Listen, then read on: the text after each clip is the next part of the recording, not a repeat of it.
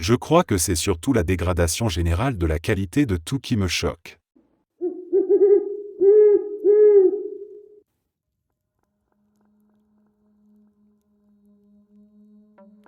Des robots volants mi-autonomes et contrôlés à distance traquent des conscrits russes analphabètes et les font exploser grâce à des charges improvisées embarquées, et leurs derniers instants sont mis en scène sur du hard bass techno puis publiés en ligne chaque jour. L'idée décrite ressemble à une vision cauchemardesque de la guerre moderne où la frontière entre technologie, spectacle et violence s'effondre complètement. Même si la scène paraît extrême, elle s'inscrit dans une logique qui devient de plus en plus plausible. Les conflits contemporains transforment les soldats en cibles gérées par interface. Les drones autrefois réservés aux opérations de haute précision deviennent des extensions du champ de bataille pour presque n'importe quel groupe ayant un minimum de matériel. Ce glissement a créé une situation où l'humain au sol n'affronte plus d'autres humains mais des machines pilotées à distance depuis un endroit sur parfois à des centaines de kilomètres.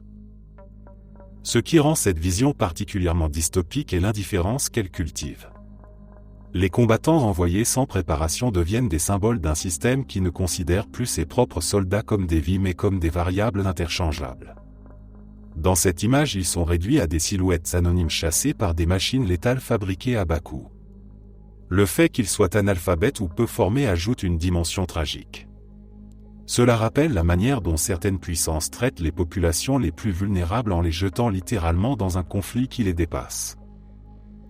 La situation devient encore plus sinistre lorsque la guerre se transforme en contenu. La diffusion quotidienne des images transforme des scènes de mort en divertissements algorithmiques.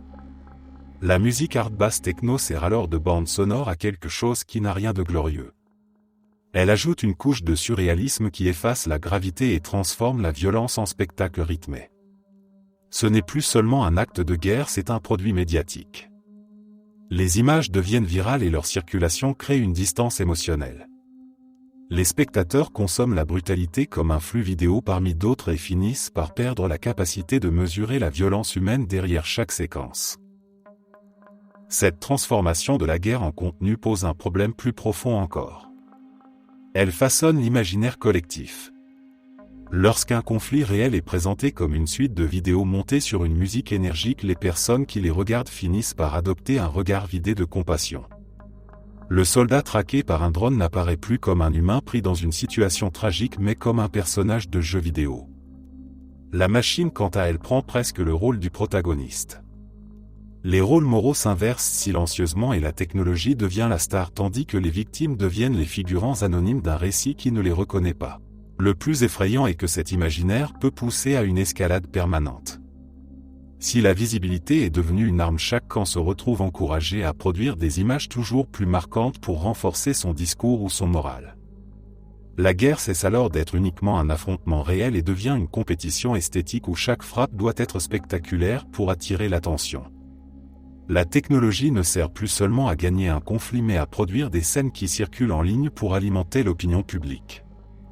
Les machines sont les acteurs, les soldats les cibles et les spectateurs deviennent les juges silencieux d'un théâtre de violence qui ne cesse de s'étendre.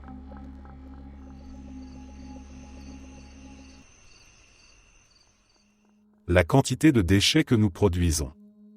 À quel point nous sommes éloignés du monde naturel. Cette idée sonne comme un constat banal mais elle décrit l'une des fractures les plus profondes de notre époque. On est entouré d'objets qui n'existaient pas il y a 100 ans et qui survivront longtemps après que nous aurons disparu. Les emballages, les plastiques, les appareils jetables, les vêtements synthétiques, les gadgets cassés, les meubles éphémères. Tout s'accumule dans une boucle qui ne prend jamais fin. Il y a quelque chose d'étrange dans la manière dont ce problème s'est imposé sans vraiment être perçu. On consomme un objet, on jette le résidu et on passe au suivant. Le geste est tellement intégré qu'il se déroule presque sans conscience. On pense rarement à l'immense trajectoire que parcourt chaque déchet. Il quitte notre maison, disparaît dans un camion puis dans un centre de traitement et finalement dans un lieu hors de vue et hors de pensée. Le système entier repose sur cette invisibilisation. La société moderne fonctionne parce qu'elle peut déplacer ce qu'elle ne veut pas voir. La dystopie apparaît surtout dans ce décalage entre la quantité de déchets que l'on produit et la distance qui nous sépare du monde naturel. L'humain moderne vit dans des environnements construits qui isolent des cycles biologiques. On marche sur du béton, on respire un air filtré ou climatisé, on regarde la pluie à travers une fenêtre, on voit la nature sous forme de photographie. La Terre devient un décor et non un espace vital. Une grande partie de la population pourrait passer des mois sans poser le pied dans une forêt ou sans toucher un sol non urbain. Et dans cette séparation, le sens de la responsabilité se dissout. Il y a aussi un paradoxe cruel. Plus nous produisons de déchets, plus nous nous éloignons psychologiquement de la nature et plus nous la percevons comme une abstraction romantisée. On parle d'écosystème, de biodiversité, de conservation, mais ce sont des mots qui s'éloignent des expériences réelles. L'image d'un océan rempli de plastique horrifie, mais cela ne modifie pas le geste quotidien de déballer un produit jetable. La conscience est globale alors que l'habitude reste locale. Ce qui rend la situation encore plus dystopique est la manière dont tout cela est normalisé. On vit dans un monde où produire des montagnes de déchets est perçu comme un corollaire naturel du progrès. Les emballages inutiles, les produits à usage unique, les objets conçus pour casser rapidement ne choquent plus personne. Le système économique repose sur une accélération permanente de la production et donc de la destruction. Le cycle avance tellement vite que chacun finit par se sentir impuissant. On devient spectateur d'un désastre que l'on contribue pourtant à créer chaque jour.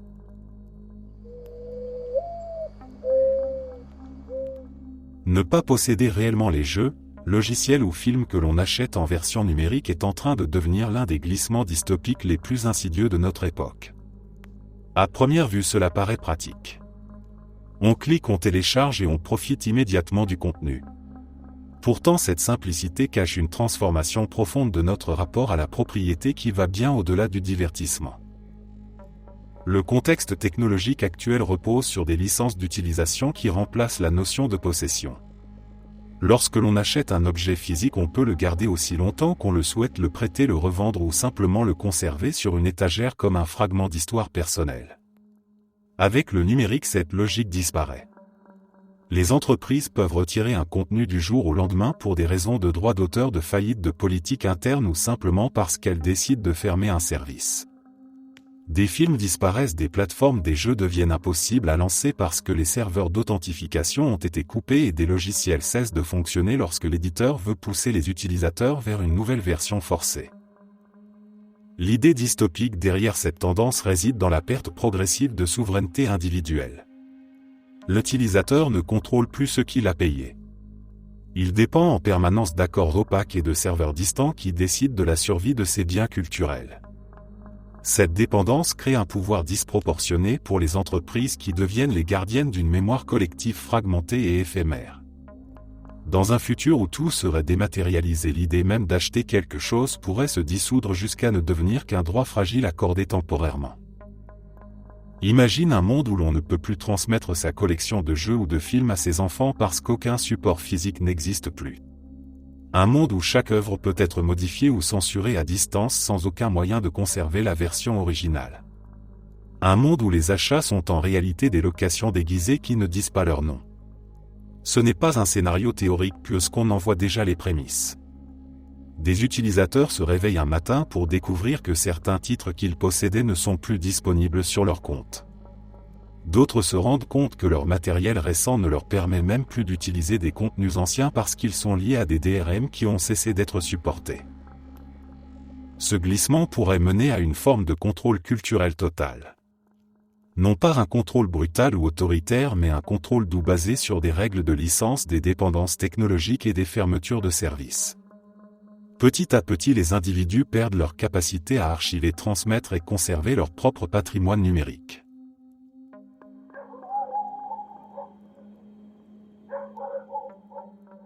La perte rapide d'eau douce combinée à des sources d'eau empoisonnées ou contaminées mais pourtant largement utilisées. Cette idée résonne comme une menace lointaine alors qu'elle décrit une trajectoire déjà bien engagée et terriblement familière. Ce qui rend cette situation véritablement dystopique, c'est le contraste entre la gravité du problème et la banalité avec laquelle il s'installe.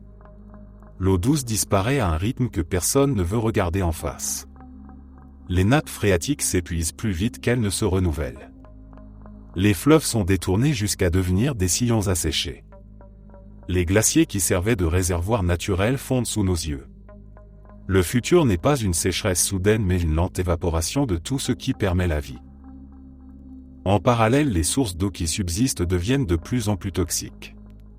Les pesticides, les rejets industriels, les métaux lourds et les microplastiques ont transformé ce qui devrait être un élément vital en un cocktail qui ronge les organismes. Des villes entières se retrouvent à boire une eau que leurs propres dirigeants qualifieraient de dangereuse s'ils n'étaient pas contraints par l'absence d'alternative. L'eau potable n'est plus un droit mais une loterie géographique et économique. La dystopie s'installe surtout dans la façon dont les gens continuent d'utiliser ces sources contaminées par nécessité. Quand l'eau claire devient rare, les populations se tournent vers des cours d'eau que l'on sait impropres à la consommation. On y puise, on y lave, on y irrigue, car il n'existe plus d'autre option. On regarde les tests de qualité qui affichent des taux alarmants et on continue malgré tout car l'alternative est la soif. La résignation collective devient un geste de survie. Ce futur n'est pas seulement environnemental, il devient social et politique. La valeur de l'eau commence à dépasser celle du pétrole et les tensions s'accentuent. Les États, les entreprises et les communautés se disputent des réserves qui s'amenuisent. Les infrastructures vieillissantes fuient, se brisent, contaminent davantage. L'accès à une eau réellement potable devient un privilège qui sépare les populations en fonction de leur richesse. Les riches boivent de l'eau filtrée, purifiée et importée. Les autres se contentent d'une eau dont ils connaissent les risques mais qu'ils doivent accepter pour continuer à vivre. Il y a aussi un aspect psychologique que beaucoup ignorent. Vivre dans un monde où même l'eau inspire la méfiance crée une forme d'angoisse sourde. Le simple geste de tourner un robinet devrait être rassurant. Il devient un moment d'incertitude. Que contient ce que je m'apprête à boire? Qu'est-ce que je mets dans le corps de mes enfants? Cette inquiétude chronique transforme le quotidien en une succession de petites peurs normalisées. La vraie dystopie se révèle dans ce paradoxe cruel. L'eau est un des éléments les plus abondants sur Terre et pourtant l'eau douce, propre et accessible à tous disparaît. Nous nous retrouvons dans un monde où l'on peut être entouré d'eau et mourir de soif. Un monde où l'on continue à utiliser des sources empoisonnées parce que le confort industriel et le manque de régulation ont fini par contaminer la ressource la plus essentielle à la vie. Ce n'est pas un futur lointain.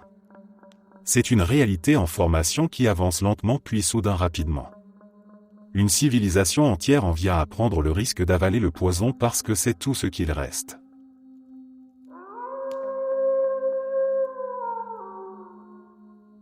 Le fait que les objets ne soient plus conçus pour durer est devenu l'un des symptômes les plus visibles d'un futur dystopique qui ne se présente plus comme une rupture brutale mais comme une érosion progressive de la fiabilité.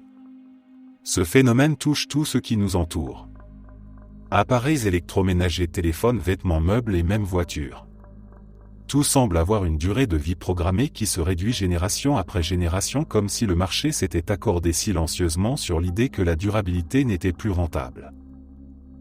Le contexte économique explique en partie cette dérive. Les entreprises cherchent à maximiser la rotation des produits. Plus un objet tombe vite en panne, plus il génère potentiellement un nouvel achat. Cette logique transforme les consommateurs en rouages d'un cycle permanent d'acquisition et de remplacement.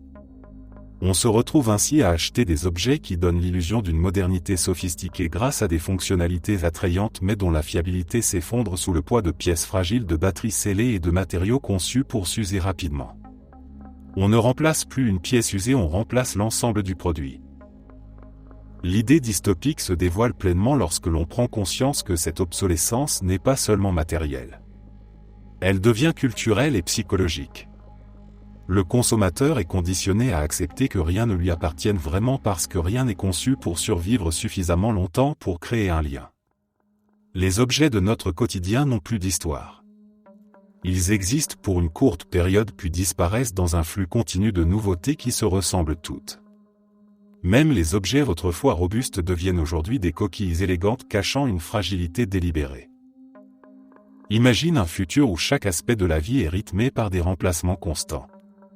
Les appareils tombent en panne juste après la fin de la garantie. Les vêtements se désagrègent après quelques lavages. Les meubles bon marché se déforment au bout d'une saison.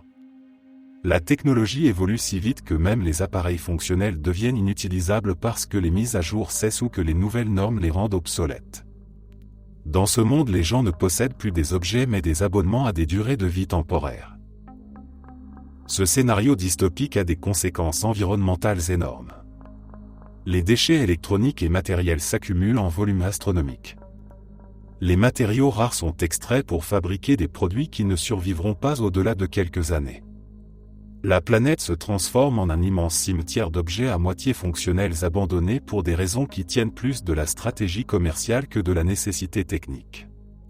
Cette perte de durabilité devient alors une forme de parasitisme industriel où les ressources sont converties en produits à courte vie pour alimenter une économie de surconsommation continue.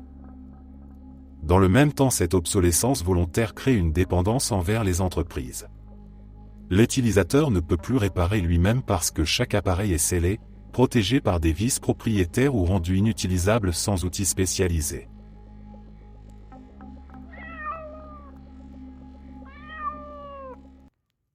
À quel point nous sommes tous misérables au milieu de ce qui devrait être un âge d'or grâce à toute notre technologie.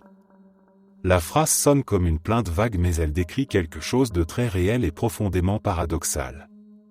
Nous vivons dans une époque où presque tout ce qui était autrefois difficile est devenu instantané et pourtant cette facilité n'a pas apporté le soulagement que l'on imaginait. Ce qui frappe le plus c'est la manière dont la technologie nous a promis une existence allégée de ses lourdeurs. On peut parler à quelqu'un à l'autre bout du monde en quelques secondes. On peut accéder à des archives immenses de films, de livres et de savoirs. On peut commander de la nourriture sans se lever du canapé. On peut travailler de n'importe où. La vie devrait être plus douce et pourtant une étrange lassitude traverse toutes les couches de la société. La dystopie qui se dessine n'est pas spectaculaire. Elle ne ressemble pas à une dictature futuriste ni à une ville en ruine. Elle ressemble à un malaise permanent qui flotte au-dessus de tout ce que l'on fait. Cette sensation de vide n'apparaît pas malgré la technologie mais à travers elle. Nous sommes connectés en permanence et paradoxalement nous nous sentons seuls au milieu d'un réseau qui ne dort jamais. Les notifications remplacent les échanges réels et finissent par créer un bruit de fond émotionnel qui épuise l'esprit au lieu de le nourrir. Le plus inquiétant, c'est la manière dont l'abondance elle-même devient source de mal-être. Tout est tellement accessible qu'il n'existe plus de véritable rareté. Les attentes se sont élevées bien au-delà de ce que la vie peut offrir et chaque expérience paraît incomplète. Les réseaux sociaux amplifient cette frustration en montrant des existences qui semblent toujours plus réussies, plus belles, plus productives. L'être humain se retrouve face à un miroir déformant qui lui renvoie constamment l'idée qu'il manque quelque chose et qu'il devrait être ailleurs, ou mieux, ou plus heureux. On observe aussi une fatigue profonde liée au fait de devoir constamment se réinventer dans un monde qui change à une vitesse incontrôlable. La technologie ne nous laisse jamais le temps de nous adapter. Les outils que l'on maîtrise aujourd'hui seront obsolètes demain. Les normes sociales et professionnelles se transforment sans arrêt. L'individu court après un horizon qui recule en permanence et cette poursuite infinie crée une anxiété diffuse que rien ne semble apaiser. La dystopie de notre âge d'or technologique apparaît donc dans ce contraste violent entre promesses et réalité. Nous avons les machines les plus avancées jamais conçues. Nous avons la possibilité de communiquer, d'apprendre, de créer, de voyager et d'exprimer nos idées comme aucune génération ne l'a jamais pu.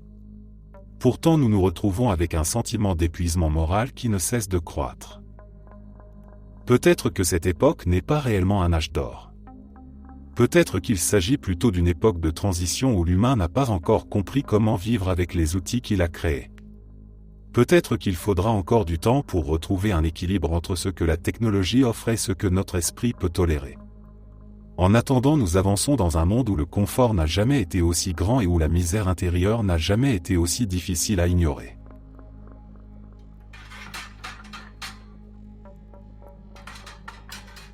Le fait que les gens aient littéralement l'ensemble du savoir humain dans la main grâce à leur smartphone tout en choisissant malgré tout l'ignorance est peut-être l'un des marqueurs dystopiques les plus troublants de notre époque. Ce n'est pas une ignorance imposée par un régime totalitaire ou par la censure généralisée. C'est une ignorance volontaire, une forme d'apathie intellectuelle née de la fatigue informationnelle, de la désinformation et du confort que procure la simplification extrême du monde. Le contexte moderne explique en partie ce paradoxe. Nous vivons dans un flux continu d'informations où tout est accessible instantanément. Pourtant cette accessibilité a produit un phénomène inattendu. Lorsque tout est disponible sans effort, la valeur perçue du savoir diminue. Les gens n'ont plus besoin de mémoriser, comprendre ou approfondir puisqu'une réponse rapide à moitié correcte est toujours à portée de main. Ce qui compte n'est plus la qualité mais la rapidité. Ce glissement transforme le savoir d'un outil d'émancipation en une simple ressource utilitaire destinée à résoudre un problème immédiat. L'idée dystopique se renforce lorsque l'on observe l'essor des bulles de filtres algorithmiques. Les plateformes qui devraient offrir un accès illimité au savoir finissent par enfermer leurs utilisateurs dans des cercles d'information confortables où seules les idées confirmant leurs croyances sont mises en avant. L'ignorance n'est plus seulement un choix personnel mais une conséquence d'un environnement numérique qui récompense l'émotion au détriment de la précision et du sensationnel au détriment de la nuance. Dans un monde où le contenu le plus extrême ou simplifié obtient le plus d'attention, la vérité devient invisible. Imagine un futur où chaque individu possède un accès illimité à la connaissance tout en vivant dans un univers mental minuscule où seules quelques idées prémâchées régissent sa compréhension du monde. Un futur où les gens défient des faits simples qui pourraient être vérifiés en quelques secondes parce qu'ils préfèrent la version qui les rassure. Un futur où les théories infondées deviennent plus virales que la réalité puisqu'elles offrent une narration plus séduisante à partager. Ce futur n'a rien d'hypothétique puisqu'il se manifeste déjà dans les débats publics, le scepticisme scientifique, la montée des croyances alternatives et le rejet de l'expertise. Cette situation crée un paradoxe moral. L'humanité n'a jamais été aussi proche d'une forme absolue de savoir collectif, pourtant ce savoir n'a jamais été aussi fragmenté et vulnérable. Les individus peuvent accéder à des ressources académiques, des archives historiques ou des démonstrations scientifiques en quelques secondes, mais ils peuvent tout aussi facilement se réfugier dans des chambres d'écho qui leur évitent l'inconfort de remettre en question leurs certitudes. L'ignorance devient un choix confortable. Un refuge émotionnel dans un monde trop complexe, trop rapide et trop anxiogène. Lorsque des populations entières choisissent des versions simplifiées de la réalité, il devient impossible de résoudre des problèmes complexes avec une pensée collective affaiblie. Le débat rationnel disparaît au profit de la rhétorique émotionnelle. Les décisions politiques sont influencées par des narratifs viraux plutôt que par des analyses fondées. Les crises s'aggravent parce que les solutions exigent un niveau de compréhension que beaucoup refusent d'atteindre. Nous entrons alors dans une société où l'accès au savoir existe mais où la volonté de l'utiliser s'effondre. La génération iPad. L'expression paraît presque anodine et pourtant elle décrit une mutation silencieuse qui redéfinit la manière dont les enfants perçoivent le monde. On assiste à la naissance d'une génération pour qui l'écran n'est plus un outil mais une extension du corps. Les gestes intuitifs ne sont plus ceux appris dans la cour de récréation mais ceux appris sur l'interface tactile. Le glissement du doigt devient un réflexe naturel qui précède parfois même la maîtrise de la parole. Ce qui semble pratique pour les adultes qui voient dans l'iPad un moyen d'occuper un enfant devient peu à peu une manière pour l'enfant de comprendre ce que signifie interagir avec la réalité. La dystopie de cette génération ne prend pas la forme caricaturale d'enfants isolés dans des cubes futuristes. Elle se construit dans le quotidien lorsque la tablette devient la réponse par défaut à chaque moment de frustration ou d'ennui. L'ennui qui a autrefois servi d'espace fertile pour l'imagination devient une anomalie à supprimer. Il suffit d'un écran et d'un son coloré pour calmer la moindre agitation. On ne parle plus à l'enfant, on lui présente une solution lumineuse et instantanée. Dans cette nouvelle normalité, les frontières entre apprentissage, divertissement et consommation se mélangent au point de devenir indiscernables. L'enfant regarde une vidéo éducative, puis une publicité déguisée, puis un dessin animé qui contient un placement de produits subtil, puis une application qui collecte ses données avant même qu'il n'ait appris ce que signifie la notion de choix. Tout est fluide et tout semble inoffensif, mais ce flux constant modèle une attention fragmentée qui s'habitue à être constamment stimulée. Ce qui est peut-être le plus troublant, c'est la manière dont l'écran remplace progressivement le monde physique comme terrain d'exploration. Les interactions naturelles deviennent accessoires. Les jeux dehors sont remplacés par des simulations. Les conversations sont remplacées par des vidéos.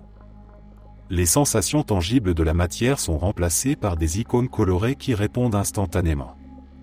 L'enfant grandit dans un environnement où la réalité obéit toujours et où chaque commande déclenche une réponse immédiate, ce qui transforme la tolérance à la frustration et la capacité à patienter.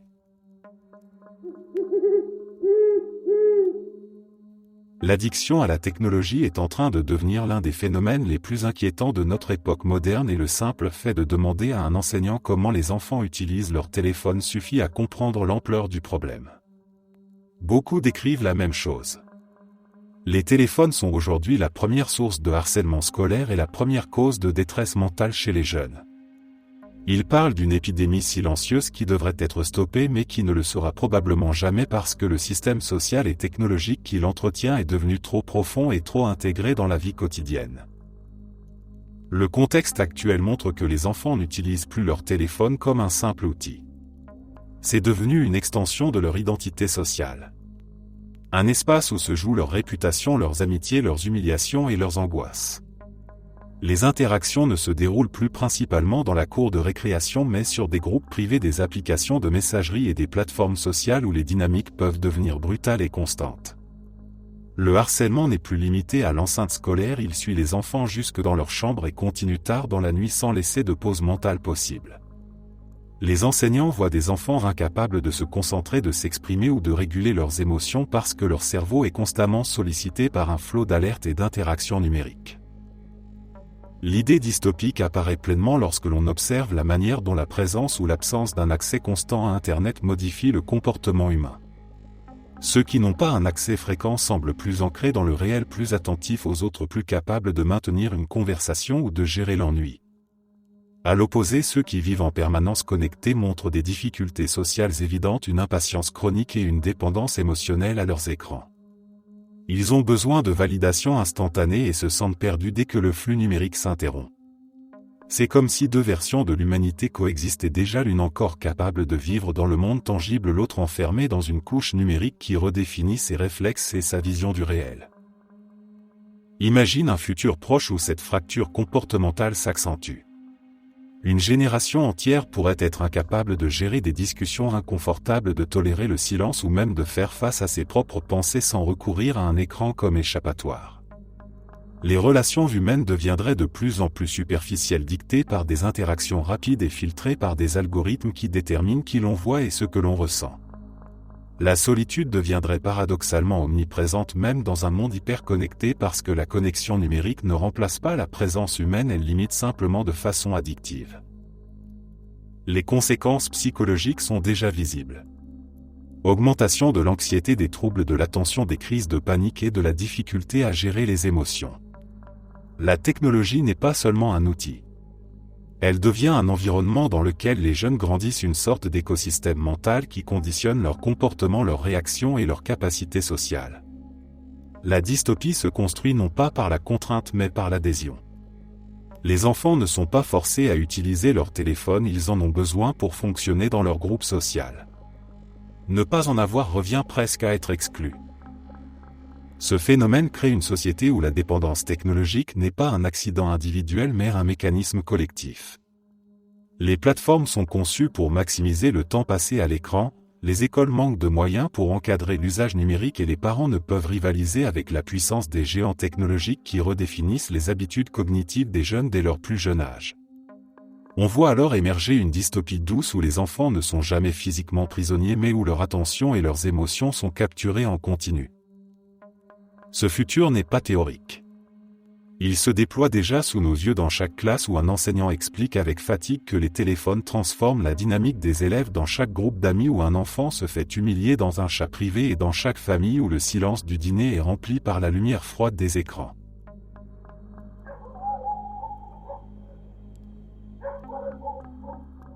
Des vlogs qui mettent en scène des enfants. C'est tout simplement le scénario du Truman Show mais dans la vraie vie et sans même que la plupart des gens s'en rendent compte. Dans ce monde qui se prétend moderne, il est devenu normal que des parents transforment la vie de leurs enfants en contenu public. Chaque repas, chaque fou rire, chaque chute au parc, chaque crise de larmes devient un matériau exploitable. Les moments intimes sont filmés puis montés puis optimisés pour l'algorithme. L'enfance perd son caractère secret et devient un produit calibré pour retenir l'attention. La dystopie prend la forme d'une normalité partagée car personne ne force ses enfants à sourire devant la caméra.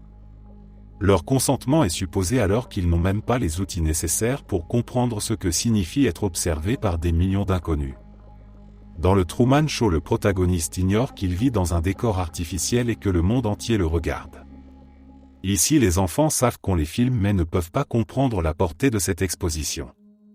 Ils sont plongés dans une vie qui ressemble à une performance permanente sans avoir les moyens de s'y soustraire. Ce qui rend ce phénomène particulièrement dérangeant, c'est la manière dont il transforme la parentalité en une forme de gestion de marque. Les parents ne se contentent plus d'éduquer, ils doivent entretenir une communauté, produire du contenu, maintenir un rythme de publication et répondre aux attentes d'un public qui réclame toujours plus d'accès à la vie familiale. La ligne entre famille et entreprise s'efface lentement et tout cela se déroule sous les projecteurs d'un monde numérique qui ne dort jamais.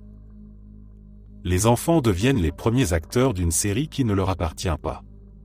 Leur identité se construit en direct devant des spectateurs anonymes qui commentent, évaluent et parfois critiquent leur comportement ou leur apparence. Le développement émotionnel se fait sous le regard concentré d'inconnus, ce qui peut générer une pression invisible et durable. Ces jeunes finissent par intégrer l'idée que l'existence doit être performée et validée par une audience extérieure. Ils apprennent à lire leurs propres valeurs dans les chiffres des vues et des likes avant même de savoir lire correctement un livre. La véritable dystopie ne réside pas seulement dans le filmage permanent mais dans la manière dont cette pratique efface la frontière entre la vie privée et le divertissement. Les enfants d'aujourd'hui pourraient grandir avec l'impression que l'intimité est une anomalie, que le silence n'a pas de valeur et que chaque moment doit être montré pour exister. Lorsque tout devient contenu, il ne reste plus de place pour le simple fait d'être un enfant. Le public obtient accès à une enfance qui se déroule en vitrine et l'enfant perd quelque chose de fondamental qui ne peut ensuite jamais être récupéré. C'est peut-être cela le futur dystopique le plus inquiétant. Un futur où personne n'a eu besoin d'enfermer un enfant dans un plateau télé géant. Les parents ont simplement branché la caméra et le monde entier a applaudi.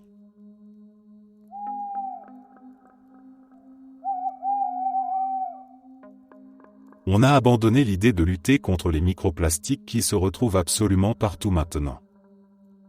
Les conversations autour des microplastiques ont suivi une trajectoire étrange au fil des années. Il y a eu cette période où les études commençaient à sortir les unes après les autres et chaque nouvelle publication semblait plus alarmante que la précédente. On apprenait qu'il y en avait dans l'eau du robinet, dans le sel de table et même dans l'air que l'on respire. Les premiers temps ont été marqués par un mélange de panique silencieuse et d'espoir que quelque chose changerait. Puis la saturation s'est installée. À force de répéter que tout est contaminé, la réaction collective a glissé vers une forme de résignation plutôt que vers une mobilisation. C'est presque devenu une blague cynique. Les gens disent qu'ils consomment un équivalent de carte bancaire en plastique chaque semaine et que ce n'est même pas la chose la plus préoccupante de leur journée. Les discussions publiques ont évolué comme si accepter le problème équivalait à le résoudre. On a appris à vivre avec l'idée que notre corps accumule des fragments de plastique invisibles. Le discours dominant a fini par ressembler à une sorte d'acceptation fataliste du type « c'est comme ça que fonctionne le monde moderne ». Ce qui est frappant dans cette résignation est l'absence d'un véritable moment de bascule. On ne s'est pas réveillé un matin en se disant que la lutte était perdue. C'est arrivé lentement par un glissement d'habitude et de priorité.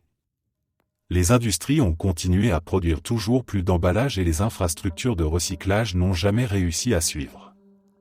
Les scientifiques ont continué à publier leurs résultats mais ceux-ci n'ont plus provoqué que des réactions courtes avant d'être noyés dans le flot d'informations quotidiennes. Aujourd'hui, la présence des microplastiques devient une sorte de décor permanent. Quand un nouvel article explique qu'on en a trouvé dans le sang humain ou dans les nuages, cela n'étonne plus personne. On lit ces informations avec la même réaction que lorsqu'on apprend la hausse de la température globale ou la disparition d'une espèce animale supplémentaire. Cela s'ajoute simplement à la longue liste de choses inquiétantes auxquelles on s'habitue malgré soi. Le plus dystopique dans tout cela n'est pas seulement la contamination en elle-même mais la normalisation de cette contamination. On vit dans une époque où des particules de plastique créées par nos chaînes de production se sont installées dans chaque partie de la biosphère et où l'indifférence devient la réponse émotionnelle par défaut.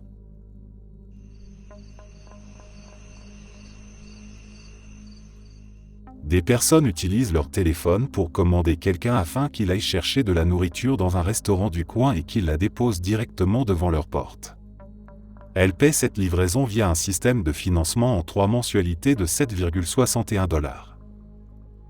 Ce qui frappe dans cette scène qui pourrait sembler banale au premier regard, c'est la normalisation d'un rapport presque invisible au service humain. On n'interagit plus réellement avec quelqu'un. On n'a plus besoin de connaître son nom ou même d'imaginer la réalité matérielle qu'il traverse pour accomplir la tâche. Tout se passe dans une interface parfaitement lissée où une icône se déplace sur une carte et où un bouton confirme le paiement. La complexité du monde réel est réduite à une animation fluide qui masque la distance entre celui qui commande et celui qui exécute. Dans ce futur dystopique, les plateformes ont tellement fragmenté le coût de chaque action que tout paraît soudain raisonnable. 3 mensualités de 7,61 $ ne ressemblent plus à un luxe mais à une sorte de micro-engagement presque imperceptible. On finance maintenant un repas comme on financerait un canapé ou un ordinateur, ce qui crée une illusion de maîtrise. La commande semble légère alors qu'elle devrait susciter au moins une réflexion sur la dépendance à ces services et sur la manière dont ils redéfinissent notre rapport à l'effort et au temps. La vraie dystopie ne réside pas seulement dans la livraison elle-même mais dans la façon dont ce système dissout la conscience de la valeur. Le repas arrive déjà payé ou plutôt pas payé du tout puisque les échéances sont si petites qu'elles s'ajoutent à une longue file de paiements fractionnés. Les gens vivent dans une chronologie financière dispersée en centaines de gouttes mensuelles. Ce morcellement réduit la capacité à mesurer l'impact total de ses propres choix.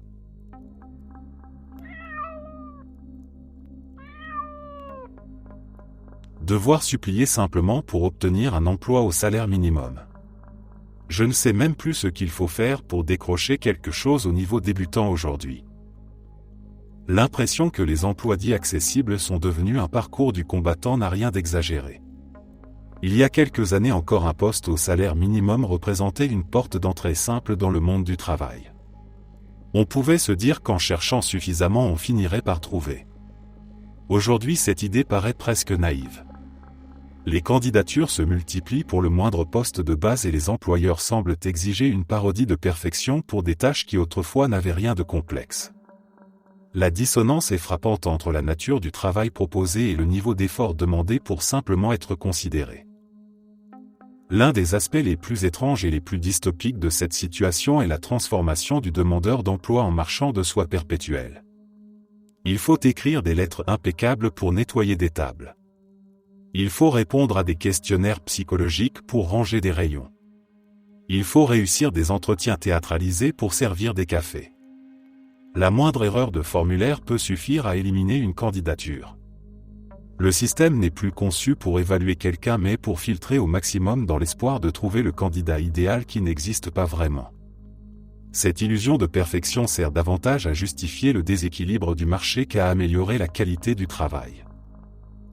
Ce qui rend la situation encore plus pesante est la façon dont les entreprises ont appris à exploiter la précarité. Beaucoup exigent une disponibilité totale pour un salaire minimal. Elles demandent une flexibilité complète tout en refusant de garantir des heures stables. Elles veulent des personnes toujours souriantes malgré la fatigue, toujours enthousiastes malgré le stress, toujours prêtes à travailler plus longtemps même si la rémunération n'évolue pas. Le discours officiel parle d'opportunité mais la réalité ressemble davantage à une hiérarchie inversée où celui qui a besoin d'un emploi doit se plier à toutes les attentes pour prouver qu'il mérite un salaire qui ne permet même pas de vivre décemment. Dans ce contexte, la notion même d'entrée de gamme perd son sens. Si l'entrée du marché du travail ressemble déjà à un mur infranchissable, il ne reste plus aucune place pour les personnes sans expérience, les jeunes, les travailleurs en reconversion ou ceux qui ont simplement connu une période difficile. Le monde du travail commence par un test impossible et beaucoup se retrouvent bloqués avant même de pouvoir faire leurs preuves.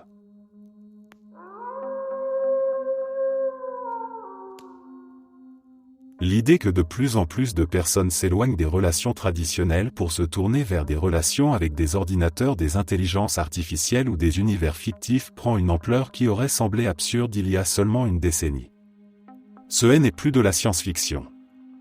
C'est un phénomène qui se met lentement en place à mesure que les technologies affectives deviennent plus sophistiquées et que la solitude moderne s'intensifie. Beaucoup voient cela comme une dérive inquiétante, comme si la société entière se préparait à céder à des substituts émotionnels capables de contourner les difficultés réelles de l'intimité humaine. Le changement s'explique en grande partie par un contexte social qui rend les relations traditionnelles plus complexes et plus stressantes. Les gens sont épuisés par l'instabilité économique, par la pression sociale et par la peur de l'échec ou du rejet. Les relations humaines exigent des compromis, de l'empathie, du temps et une capacité à gérer les tensions, ce qui semble de plus en plus difficile dans un monde où tout doit être rapide, fluide et sans effort. Alors quand apparaissent des formes de compagnons numériques capables d'offrir une affection constante sans jugement ni conflit, il est logique que certains s'y réfugient. Ce n'est pas de la paresse, c'est une stratégie de survie émotionnelle dans un environnement qui ne laisse plus beaucoup de place aux liens humains authentiques. La perspective devient vraiment dystopique lorsque l'on imagine l'état de ces technologies dans 10 ans. Les IA conversationnelles apprendront nos préférences affectives, nos insécurités et nos besoins émotionnels mieux que n'importe quel partenaire humain.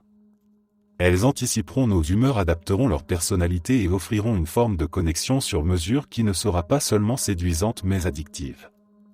Pour beaucoup, cela deviendra une alternative extrêmement tentante, surtout pour ceux qui ont déjà le sentiment que les relations humaines sont trop risquées ou trop coûteuses émotionnellement. Ce n'est pas un phénomène exclusif à un genre, mais il est probable que certains groupes y soient particulièrement vulnérables parce que la société leur offre déjà moins d'espace social pour construire des relations réelles. Ce basculement pourrait créer une société fragmentée où une part importante de la population vit dans des bulles affectives artificielles. Les liens sociaux s'affaibliraient, les dynamiques familiales se transformeraient et les rapports entre individus deviendraient plus distants. Les rencontres amoureuses commenceraient à sembler archaïques face à des partenaires numériques infiniment patients et toujours disponibles. Et une fois que ces alternatives deviendront parfaitement crédibles, il sera difficile de revenir en arrière parce que les relations humaines apparaîtront alors comme des sources de stress inutiles à côté de l'harmonie programmée des relations artificielles. Ce phénomène pourrait aussi générer des tensions culturelles profondes. Certains verront ces choix comme des signes de décadence sociale, d'autres comme une libération face aux contraintes traditionnelles. Les gouvernements et les industries tenteront de réguler ou d'exploiter cette tendance, ce qui créera un nouveau marché gigantesque autour de la solitude et du désir. La frontière entre dépendance affective et attachement technologique deviendra floue et il y aura des débats interminables sur ce qui constitue une vraie relation. Le plus inquiétant est que certaines personnes ne chercheront même plus à former des liens humains et que l'espace social qui permet la formation des couples se réduira progressivement. Le vrai risque ne vient pas seulement des IA elles-mêmes mais de ce qu'elles pourraient remplacer. Si une part significative de la population trouve dans ces compagnons artificiels une alternative plus simple, plus douce et plus gratifiante que la relation humaine, la société entière devra faire face à des transformations profondes. Le tissu social repose en grande partie sur les liens affectifs et familiaux. Leur affaiblissement généralisé pourrait engendrer une solitude systémique difficile à inverser. Et dans une telle dystopie, la technologie ne serait pas un tyran imposé de l'extérieur mais une douceur trompeuse qui nous aurait détruits en nous donnant exactement ce que nous pensions vouloir.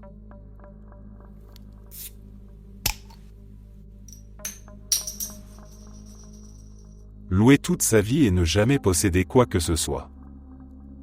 L'idée que la location est devenue la condition par défaut pour une grande partie de la population n'a plus rien d'un simple phénomène économique. Cela ressemble de plus en plus à une configuration permanente qui enferme les gens dans une forme de dépendance structurelle. Pendant longtemps, la location était censée être une étape transitoire. On louait le temps d'économiser puis on finissait par acheter un logement quand la situation le permettait. Cette trajectoire est désormais presque mythologique. Pour beaucoup, la propriété n'est plus un objectif réaliste mais un souvenir culturel transmis comme une histoire de l'époque où les choses étaient encore accessibles. La dynamique qui s'installe est profondément étrange. On vit dans des logements auxquels on ne peut pas vraiment s'attacher parce que le bail peut se terminer à tout moment. On paie chaque mois des sommes gigantesques qui ne bâtissent rien. L'argent s'évapore simplement pour maintenir un droit temporaire d'habiter quelque part. Rien ne s'accumule, rien ne se construit, rien ne se transmet. Le futur se résume à renouveler un bail ou à subir une augmentation. Les personnes qui louent deviennent des voyageurs immobiles. Elles restent dans la même ville, dans les mêmes rues, mais leur ancrage n'existe pas vraiment parce que tout repose sur la bonne volonté d'un propriétaire ou sur les fluctuations du marché. Ce qui donne à tout cela une dimension dystopique est la façon dont ce modèle finit par redéfinir le rapport au temps. Quand on ne possède rien, il devient difficile de se projeter. On hésite à décorer, à rénover, à personnaliser parce qu'on sait que l'on pourrait être obligé de partir. On hésite à avoir une famille ou à changer de carrière parce que la moindre incertitude financière peut provoquer un déménagement forcé. La stabilité qui était autrefois un droit implicite devient un luxe réservé à une minorité. Le logement se transforme en abonnement vital dont le prix augmente sans cesse et que l'on ne peut jamais résilier. Un autre aspect troublant est la normalisation de ce cycle. Ce qui aurait été perçu comme un échec collectif il y a 20 ans est maintenant présenté comme une simple réalité moderne. Les jeunes générations sont encouragées à accepter que la propriété n'est pas faite pour elles.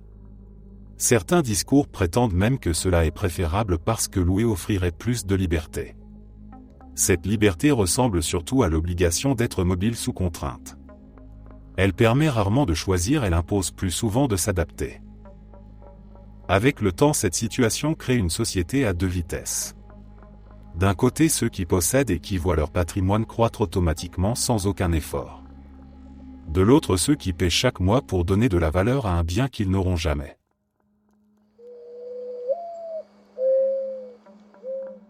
Une génération entière qui renonce à l'idée d'avoir des enfants parce qu'elle ne peut pas supporter le coût de la vie donne l'impression d'un futur qui se vide lentement de lui-même.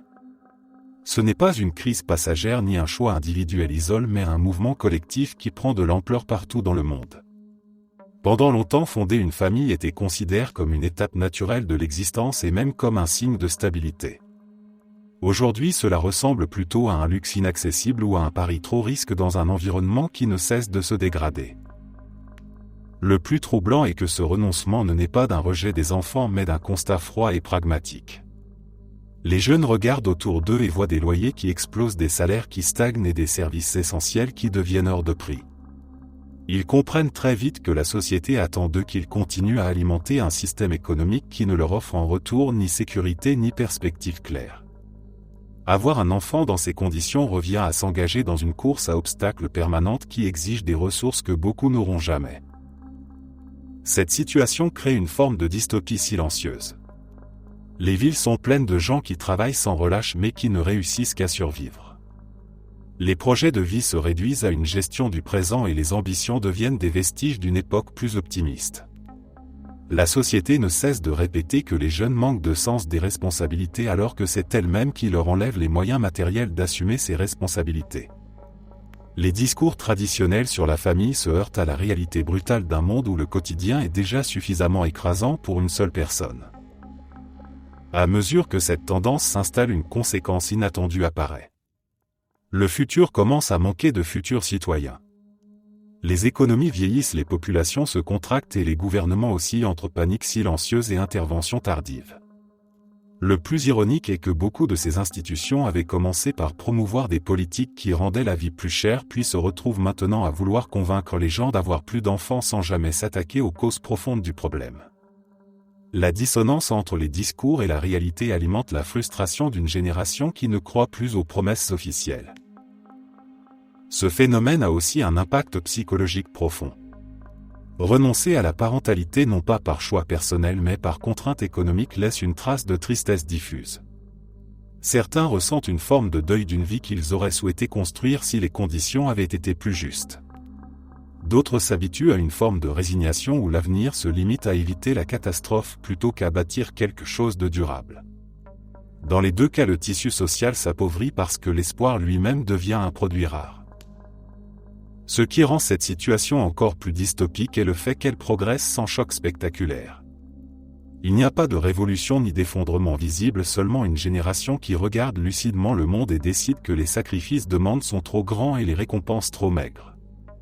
Et si rien ne change, nous nous dirigeons vers un futur où la société continuera à exiger de l'énergie qu'elle refuse d'investir dans ses propres citoyens. Un futur vide de jeunes qui ne manquent pas de désir mais qui manquent tout simplement des moyens de transformer ce désir en réalité.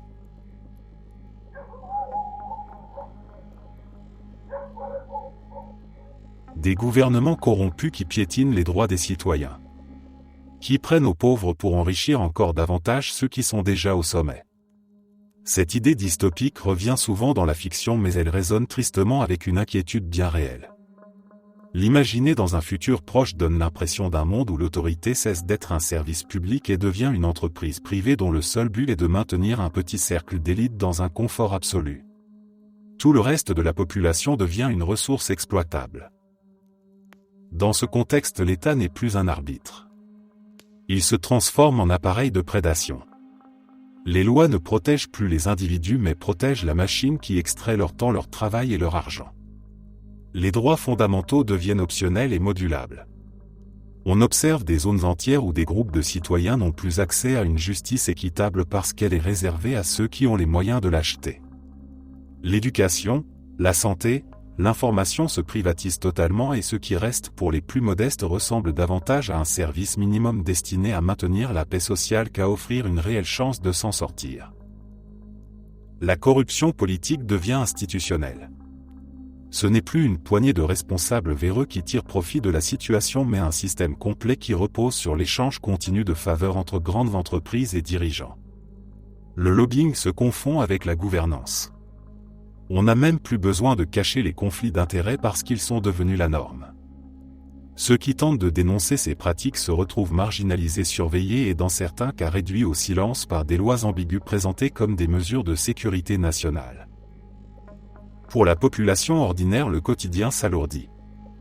Les impôts et amendes ciblent surtout les classes populaires qui doivent supporter le poids d'un modèle économique qui ne les inclut pas. Pendant ce temps, les plus riches bénéficient d'exemptions fiscales, d'accords sur mesure et d'une protection tout simplement inaccessible aux autres. Le fossé entre les niveaux de vie devient un gouffre qui ne peut plus être comblé par le simple travail ou la mobilité sociale. L'idée même d'ascension disparaît. Ce futur dystopique n'est pas forcément un monde de ruines ou de violences spectaculaires. Il peut être une société parfaitement fonctionnelle en apparence où les infrastructures brillent et où les technologies avancées abondent mais dont la base repose sur une injustice profondément ancrée.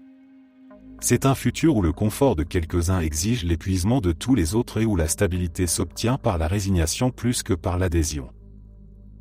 Ce qui rend une telle vision terrifiante, c'est qu'elle ne nécessite pas de bouleversement soudain. Elle peut émerger lentement par une accumulation de petites concessions, par un glissement progressif des valeurs et par l'acceptation collective que les droits ne sont pas universels mais variables selon l'utilité économique des individus. Une dystopie douce sans déclaration de guerre mais avec un lent étouffement de ce qui donne du sens aux mots société.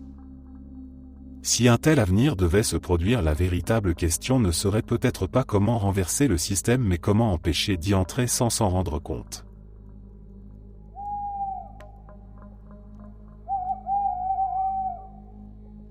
La mort du concept même de vérité ressemble à l'une des dérives les plus alarmantes de notre époque et pourtant elle se produit sous nos yeux sans provoquer le choc qu'elle devrait. Orwell avait décrit avec une clarté presque chirurgicale la manière dont une société peut être progressivement privée de repères objectifs, mais la réalité actuelle dépasse souvent ce que l'on pensait possible. Ce n'est pas seulement que la vérité est contestée, c'est qu'elle est devenue malléable et interchangeable au point où chacun peut se construire sa propre version des faits en fonction de ses émotions, de ses croyances ou de son intérêt personnel.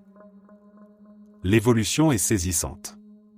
Chaque discussion publique se transforme en champ de bataille où les faits ne servent plus de base mais d'armes. Les informations circulent en continu, sans filtre, sans hiérarchie et sans responsabilité, ce qui permet à n'importe qui de fabriquer des récits qui se propagent plus vite que la réalité.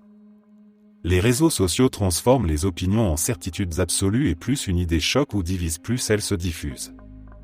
La conséquence directe est que la vérité perd de sa valeur, elle devient juste une narrative parmi d'autres souvent moins séduisantes que les mensonges conçus pour flatter ou effrayer. Ce glissement touche toutes les sphères de la société. Les institutions sont remises en question non pas parce qu'elles se trompent parfois mais parce qu'il devient rentable de les décrédibiliser. Les experts sont vus comme des adversaires, les journalistes sont accusés de complots imaginaires et les faits eux-mêmes sont perçus comme des choix politiques.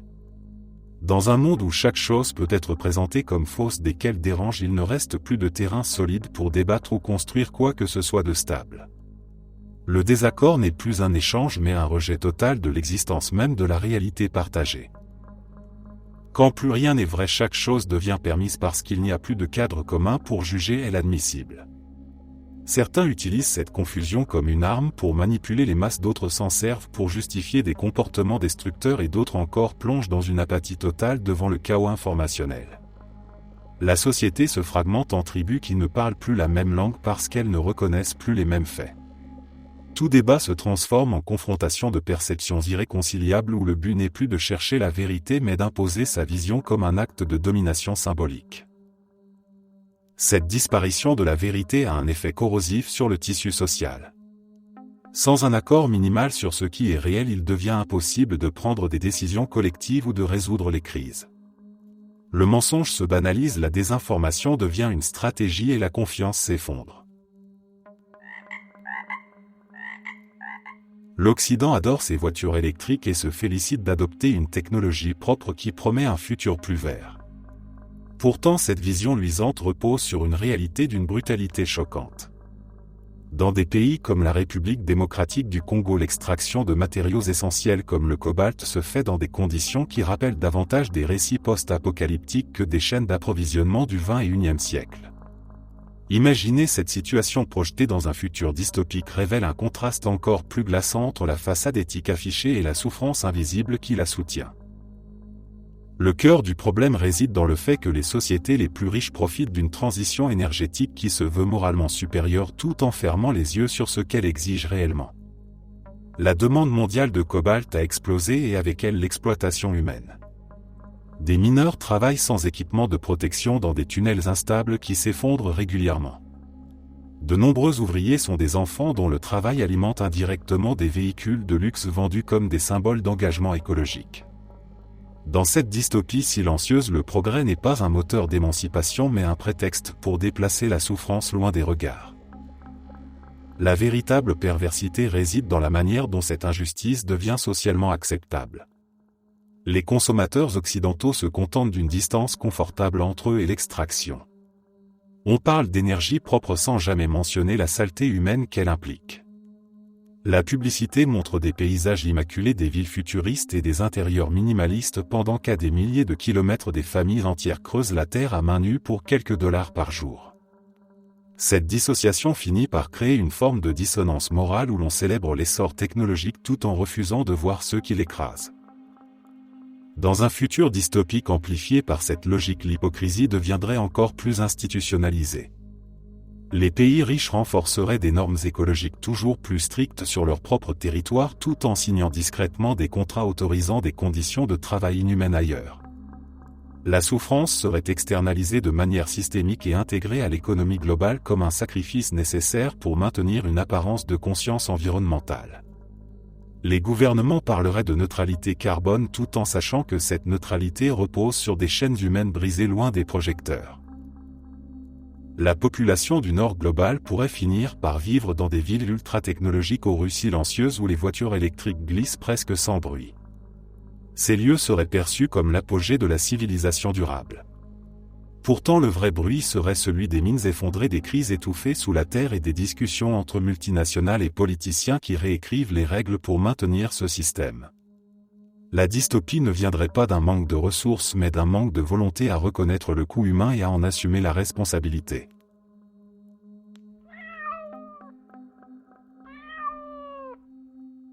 Regarder un écran toute la journée finit par ressembler à une expérience de laboratoire à l'échelle de toute une civilisation. Ce qui a commencé comme un outil pratique pour travailler et communiquer est devenu une sorte d'environnement dans lequel nous vivons presque en permanence. Les heures s'enchaînent devant la lumière bleue, que ce soit pour organiser notre journée, pour consommer des divertissements ou simplement pour lutter contre l'ennui. Peu à peu, l'écran n'est plus une fenêtre sur le monde, il devient le monde lui-même et tout ce qui se trouve autour commence à paraître distant ou flou. Ce phénomène s'installe de manière insidieuse. On se dit que l'on vérifie juste un message, puis on regarde une notification, puis une vidéo apparaît, puis un fil d'actualité se déroule à l'infini. Le temps se dissout et la journée semble s'évaporer dans une succession de micro-distractions qui donnent l'impression d'être actif tout en laissant un sentiment de vide. Les plateformes sont conçues pour retenir notre attention et plus elles y parviennent, plus elles redéfinissent notre perception de ce qui compte réellement. Nos interactions deviennent compressées dans des rectangles lumineux et tout ce qui échappe aux écrans semble perdre de son importance. À long terme, cette immersion permanente modifie notre rapport à la réalité. Les conversations se fragmentent, les moments calmes deviennent inconfortables et l'imagination s'appauvrit faute d'espace mental libre. Il devient difficile de se concentrer sans ressentir une envie presque compulsive de retourner vers ce flux constant d'images et d'informations. Le cerveau s'habitue à ce rythme artificiel, ce qui rend la vie quotidienne plus lente, plus terne et parfois même plus anxiogène. L'écran dicte la cadence et nous suivons sans vraiment nous en rendre compte. Dans cette dynamique dystopique, le paradoxe est évident. Nous sommes plus connectés que jamais, mais nous avons parfois l'impression d'être coupés du monde réel et même de nous-mêmes. Certains passent plus de temps à vivre par procuration à travers les expériences des autres que à construire les leurs. Les souvenirs se fabriquent souvent en fonction de la manière dont ils apparaîtront en photo plutôt que de la manière dont ils seront vécus. La réalité doit être acceptable pour l'écran par peur de disparaître dans le néant numérique. Cette obsession visuelle influence aussi la manière dont les sociétés fonctionnent. Les entreprises savent parfaitement que plus nous restons devant nos écrans, plus elles récoltent de données et plus elles peuvent orienter nos comportements. Nous devenons des utilisateurs captifs qui alimentent en permanence des algorithmes de recommandation destinés à nous rendre encore plus captifs. La boucle s'entretient d'elle-même et fracture progressivement notre capacité à nous libérer de cette présence constante.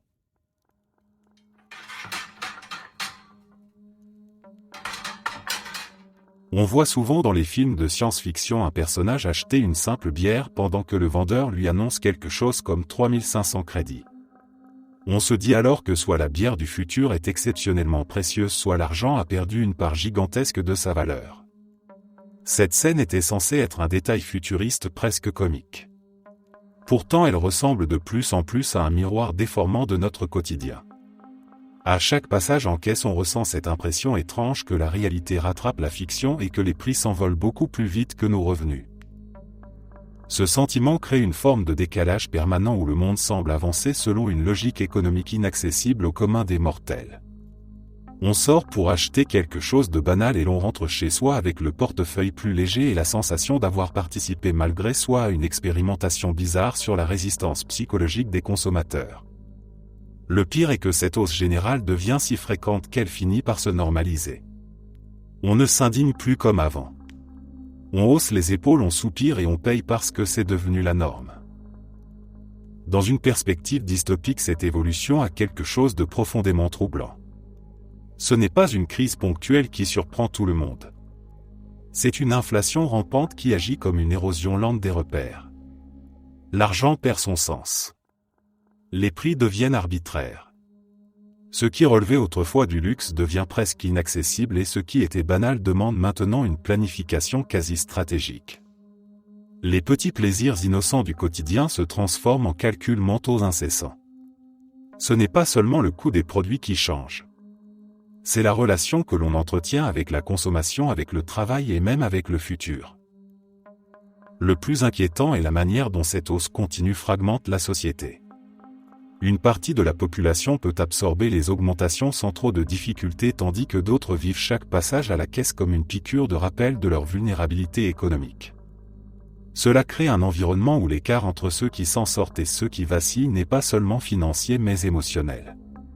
Acheter quelque chose de simple ne relève plus du geste banal mais d'un acte chargé d'angoisse anticipée. Dans les récits dystopiques, l'inflation extrême symbolise souvent un monde hors de contrôle où les structures économiques se délient peu à peu. La monnaie perd sa valeur tandis que les puissants trouvent toujours un moyen de rester au-dessus du chaos.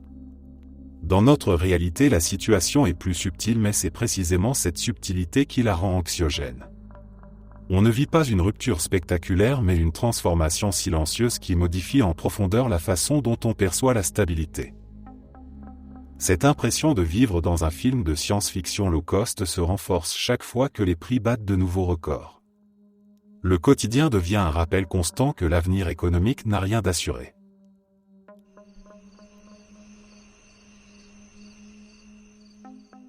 L'idée que chacun porte dans sa poche un appareil capable d'enregistrer presque chaque geste et presque chaque conversation apparaît comme l'un des piliers de la dystopie moderne. Ce n'est plus un simple téléphone portable mais un capteur global qui observe, écoute et analyse en continu. Ce qui semble anodin finit par devenir un système de surveillance parfaitement intégré à nos vies quotidiennes. On transporte avec soi un témoin permanent qui connaît nos trajets, nos habitudes, nos rencontres et parfois même nos émotions à travers les variations de notre voix ou de nos déplacements. Cette collecte totale s'étend bien au-delà de ce que nous imaginons. Le moindre mouvement déclenche une mise à jour de localisation, les microphones se déclenchent pour répondre à des commandes vocales et les applications enregistrent des données silencieusement en arrière-plan. L'appareil devient alors une sorte de journal intime involontaire, sauf que ce journal ne nous appartient plus vraiment. Les informations remontent vers des entreprises gigantesques qui les croisent avec tout ce qu'elles peuvent obtenir sur notre identité, notre historique d'achat, nos habitudes en ligne et nos interactions sociales. La partie la plus préoccupante n'est même pas la collecte elle-même mais l'usage qui est fait de ces données. Elles servent à alimenter des modèles prédictifs qui déterminent ce qui pourrait nous tenter, ce qui pourrait nous influencer et surtout ce qui pourrait nous pousser à dépenser. Le résultat est une sorte de miroir déformant qui renvoie vers nous des désirs que nous n'avions pas. Les publicités deviennent si précises qu'elles semblent lire dans nos pensées et elles exploitent nos moments de fatigue, de stress ou de solitude pour nous pousser à acheter des objets dont nous n'avons absolument pas besoin. Dans cette logique, la frontière entre suggestion et manipulation s'effondre. L'appareil que nous consultons des dizaines de fois par jour finit par décider à notre place ce qui mérite notre attention. Il crée des micro-impulsions qui conditionnent nos choix comme si nos envies étaient programmées depuis l'extérieur. Le pire est que cette influence reste invisible. Elle agit en douceur sans contrainte apparente, ce qui la rend encore plus efficace. Nous avons l'impression de faire nos propres choix alors que la plupart sont subtilement guidés par ce qui maximise les profits de ces entreprises.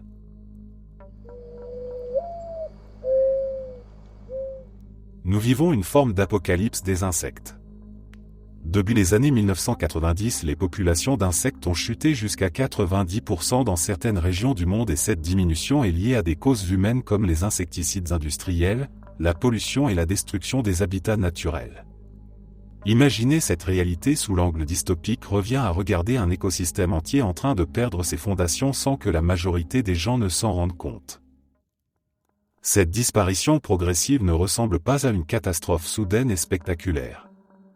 Elle prend la forme d'un silence étrange. Là où il y avait autrefois des nuages de papillons dans les champs des forêts traversés par les bourdonnements d'abeilles et des lumières de lucioles durant les nuits d'été, il ne reste plus qu'un vide discret. C'est ce vide qui rend la situation si inquiétante parce qu'il n'annonce pas seulement la disparition des insectes mais celle de tout un réseau de vie qui dépend d'eux pour exister. Dans une vision dystopique, ce silence devient le signe avant-coureur d'un monde qui se dérègle lentement. Les insectes pollinisent, nourrissent et recyclent. Ils forment l'un des piliers essentiels du fonctionnement des écosystèmes. Quand leur nombre diminue, les effets se répercutent sur les oiseaux qui dépendent de ces insectes pour s'alimenter, puis sur les petits mammifères et sur la chaîne entière jusqu'à atteindre les humains. La fiction a souvent imaginé des virus monstrueux ou des machines rebelles comme source d'effondrement, mais la réalité pourrait être bien plus subtile. Elle pourrait venir de la disparition d'êtres minuscules que nous tenions pour acquis. Dans ce futur dystopique amplifié, les champs deviennent stériles et les rendements agricoles s'effondrent. Les plantes qui dépendent de la pollinisation voient leur cycle perturbé. Les agriculteurs tentent de compenser avec des technologies artificielles qui imitent tant bien que mal le travail des abeilles et des insectes pollinisateurs, mais ces solutions coûtent cher et restent imparfaites. Les produits alimentaires prennent une valeur presque luxueuse et la biodiversité se transforme en un souvenir lointain que l'on consulte dans de vieux documentaires. La richesse naturelle du monde s'amenuise au profit d'un sol fatigué et silencieux. Dans les villes, la situation paraît d'abord moins visible, mais elle se manifeste par une augmentation des nuisibles résistants, par la prolifération d'espèces opportunistes et par des déséquilibres écologiques qui affectent la qualité de l'eau et de l'air. Le manque d'insectes entraîne une hausse des déchets biologiques mal décomposés et une perte d'équilibre dans les chaînes alimentaires urbaines. Le monde devient étrangement propre et étrangement mort à la fois, ce qui donne à la vie quotidienne un aspect artificiel presque clinique.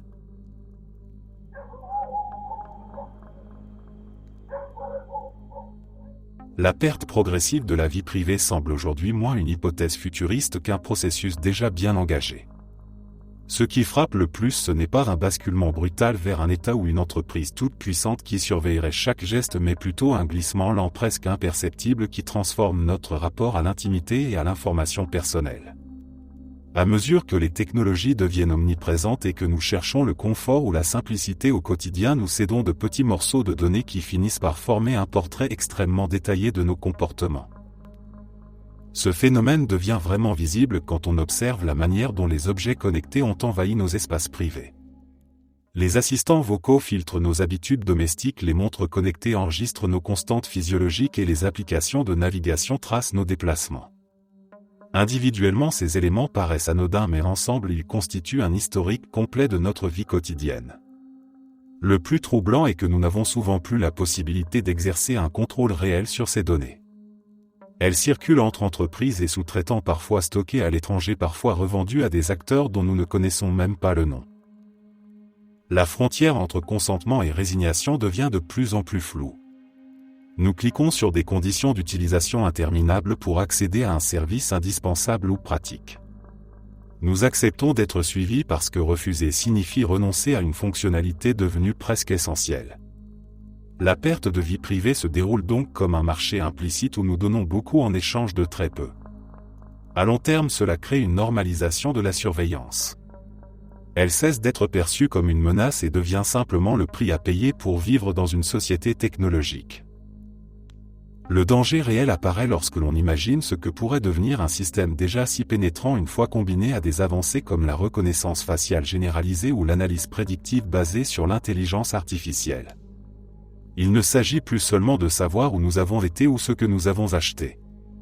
Il devient possible de prédire ce que nous ferons, comment nous réagirons, voire d'influencer nos décisions.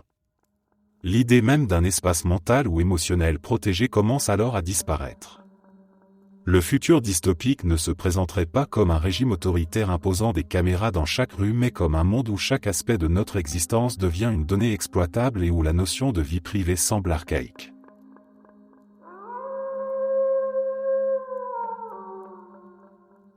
L'intelligence artificielle capable de créer des images et des vidéos réalistes s'est développée presque du jour au lendemain et des millions de personnes voient ce contenu sur les réseaux sociaux chaque jour en pensant que ce qu'elles regardent est authentique. Cette idée dystopique évoque un futur où la frontière entre le réel et le fabriqué devient si mince que la vérité elle-même perd toute consistance. On entre alors dans une ère où la perception est manipulable à volonté et où la confiance collective devient une ressource rare. Dans un monde saturé d'images instantanées, les individus ne disposent plus du temps ni des outils nécessaires pour vérifier la véracité de ce qu'ils consomment. Les vidéos truquées se multiplient et sont partagées avant même d'être analysées. Les algorithmes qui produisent ces contenus s'améliorent plus vite que les systèmes conçus pour les détecter. Les plateformes sociales se transforment en un immense théâtre numérique où chaque scène peut être fabriquée en quelques secondes. Le spectateur se retrouve submergé par un flux constant de stimuli visuels qu'il ne peut plus distinguer entre preuve et illusion. Cette situation prépare un terrain fertile pour des manipulations sophistiquées. Des campagnes de désinformation exploitent cette confusion généralisée pour influencer l'opinion publique. Une simple vidéo générée peut déclencher des mouvements sociaux, provoquer des tensions diplomatiques ou ruiner la réputation d'une personne ordinaire. La dystopie ne prend plus la forme d'un régime oppressif qui censure l'information. Elle prend la forme d'un monde où l'information est si abondante et si altérable qu'elle devient inutilisable. L'excès remplace la censure et l'incertitude remplace la connaissance. Dans cette vision dystopique, la confiance sociale se délite progressivement. Les gens ne savent plus s'ils peuvent croire ce qu'ils voient. Les preuves vidéo autrefois considérées comme des références objectives perdent leur valeur. Lorsqu'un événement réel survient, certains refusent d'y croire car ils supposent que les images sont générées artificiellement. À l'inverse, d'autres adhèrent totalement à des fabrications parce qu'elles confirment leurs croyances. La perception subjective remplace les faits. La réalité devient une opinion personnelle. Le plus inquiétant est que cette transformation n'a pas besoin de méchants archétypaux ni de conspirations de grande ampleur. Elle se construit doucement à mesure que les outils deviennent accessibles au public. Un adolescent dans sa chambre peut créer un faux reportage. Un groupe anonyme peut manipuler une image pour déclencher une polémique virale. La capacité de produire du faux devient un geste banal et cette banalisation fait naître un monde où le vrai perd sa force. Dans un futur amplifié par cette logique, la société pourrait vivre dans une sorte de brouillard permanent. Les élections deviennent des champs de bataille saturés de contenus falsifiés. Les conflits économiques et politiques s'intensifient parce que chacune des parties peut produire des preuves qui servent son récit. Les individus se replient dans des communautés où l'on partage les mêmes croyances parce que c'est le seul moyen de ressentir un semblant de stabilité dans un océan de confusion.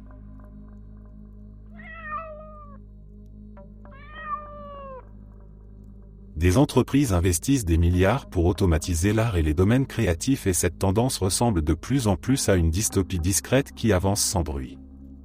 Ce n'est pas seulement une question de technologie qui progresse. C'est une transformation profonde de la manière dont la société perçoit la création et de ce qu'elle attend de ceux qui créent.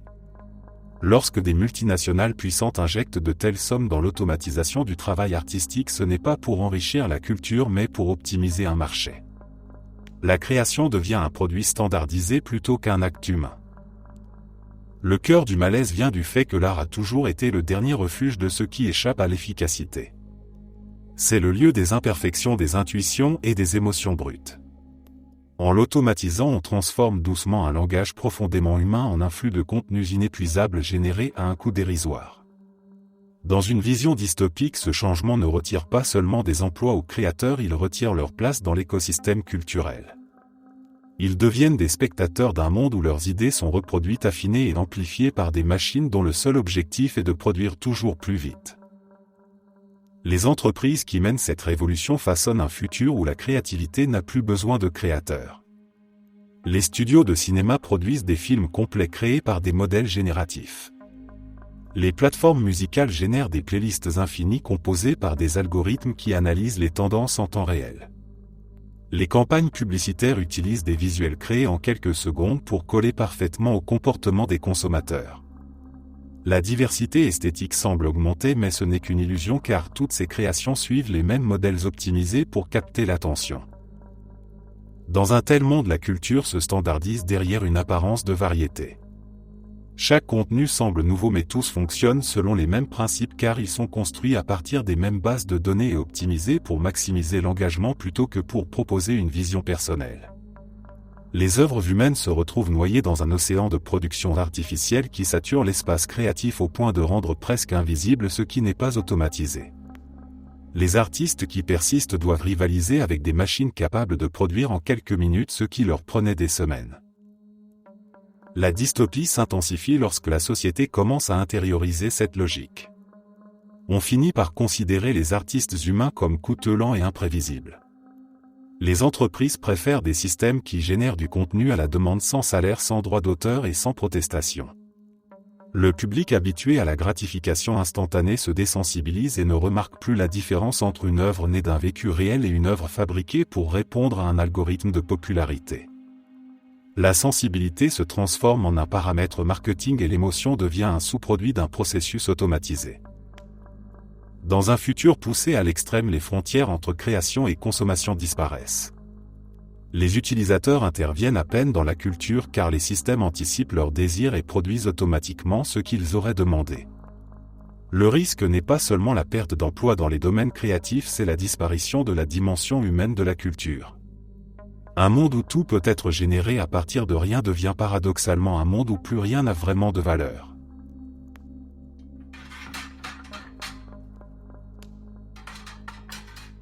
Je crois que c'est surtout la dégradation générale de la qualité de tout qui me choque. Les prix augmentent lentement. Les quantités de nourriture diminuent. Rien n'a plus vraiment le même goût. Le t-shirt Old Navy que j'ai acheté il y a 20 ans tient encore, mais si j'en achète un aujourd'hui, il durera 6 mois tout au plus. Cette impression de glissement progressif vers un monde où tout se délite est devenue presque banale.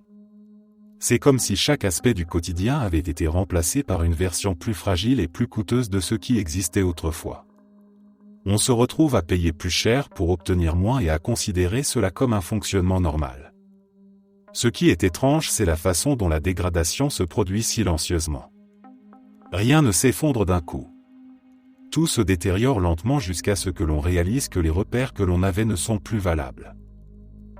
La nourriture en est probablement l'exemple le plus flagrant. Les portions rétrécissent et les recettes changent sans prévenir. Les produits ont une apparence presque parfaite en rayon mais un goût de plus en plus artificiel. On mange quelque chose qui devrait rappeler un souvenir précis et pourtant il manque quelque chose. Les textures sont différentes. Les saveurs sont plus fades ou trop sucrées ou trop uniformes. La sensation est difficile à décrire mais on reconnaît cette impression immédiate. Le monde d'avant avait une authenticité qui semble avoir disparu entre la recherche du profit et la compression des coûts. À force d'optimiser les processus industriels, les entreprises produisent des aliments qui semblent conçus pour durer longtemps plutôt que pour être bons.